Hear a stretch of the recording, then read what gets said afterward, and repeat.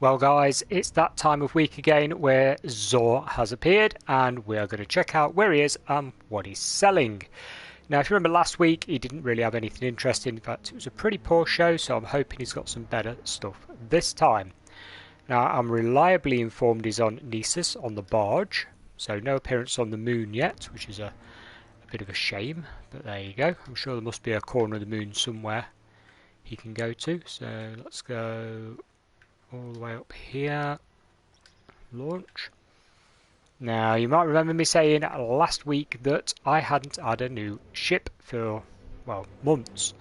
Yep, got tired of that, still not won a new ship, so went to the Eververse store to have a look. Now must say I'm not really a fan of Eververse with its microtransactions and stuff. You know, I know the game's sort of free to play. Well, unless you paid £30 for the season pass like I have, and then it's not really free to play, is it? But still. So anyway, spent 2,000, bought the ship. I already had 5,000, I think it was. So yeah, you know, it was shards or whatever they were spent. What have we got left? Let's have a look while we're flying there. 3,927 bright dust left. So I spent 2,000 on it, and yeah, it'll do. That's where I'm currently at. Yeah, I haven't got as many hours to spare as some people, unfortunately, but I have completed the story, if you can call it a story. It's like, what, 4 or 5 hours long?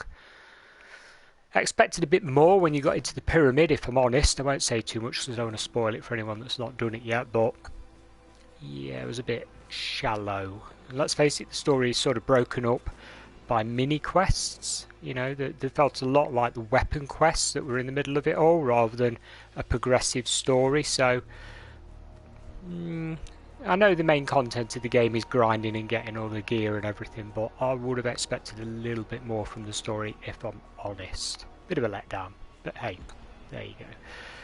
So let's go up here. Do like this armour though. I mean, some of the details on the weapons have been really nice. I mean, this thing is fantastic looking. I mean, have you actually had a close look at these? They are gorgeous. Whoever designed them, hands up, brilliant. So let's go see what he's got. See if he's got anything worth buying. Let's hope he really is here. It is one of his common layers. Yeah, he's over there. Look, that was cool. A public event. Right when I'm trying. That's brilliant. Right when I'm trying to see him. Yeah, we know. Right, let's have a look. See.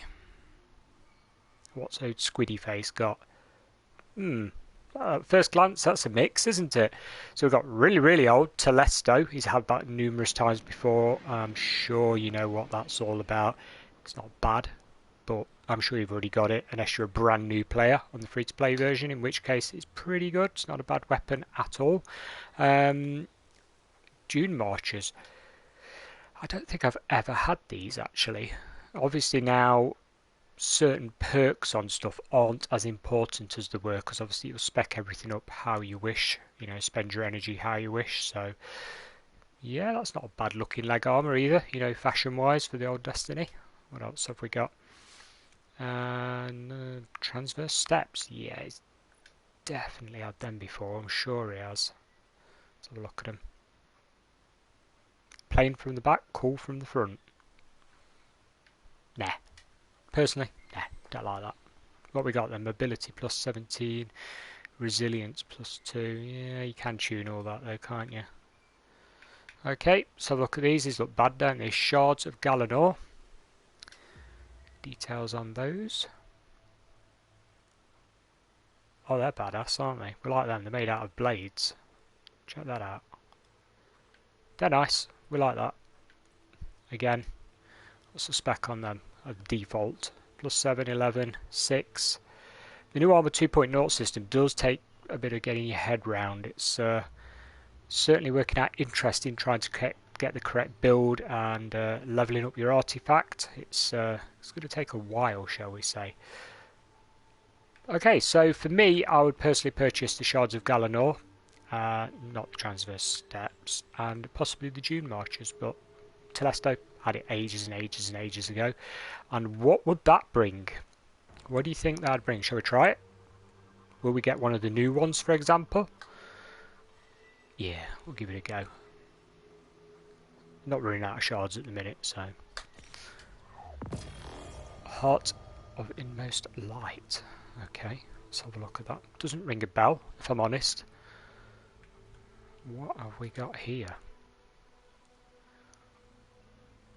I don't personally recall having this, so I actually don't know how new this is.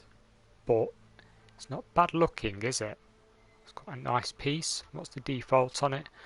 So if we just scroll over it. So plus 10, resilience plus 16. It's not a bad bit of kit, is it, for a gamble? I mean, it could have been a lot worse. It could have been a really, really old piece, as an example. Also, to go towards the collections, I'd better pick up the others, because like I say, I do try and get the sets together.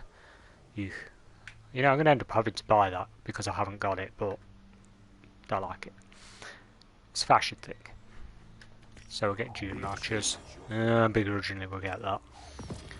Like I say, I already got that one. So that's that. How many have we got left? 95. Okay, that's fine. We'll have some more by the next visit. Which reminds me, have I actually opened any of these recently? No.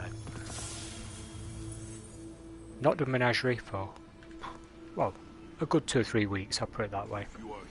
So that's it, guys. That's where he is. That's what he's got. That's what I think of his stuff. You may agree, you may disagree, I don't know. If you're starting out, then I recommend you buy as many as you can, get your sets going. If you're a long-term player like me, you've probably already got, well, at least 2 of them, you know, or 1 of them, shall we say. And that's it, guys. I will catch you again at the same time next week with another Where Is Zor, What Is He Selling live stream. Bye for now.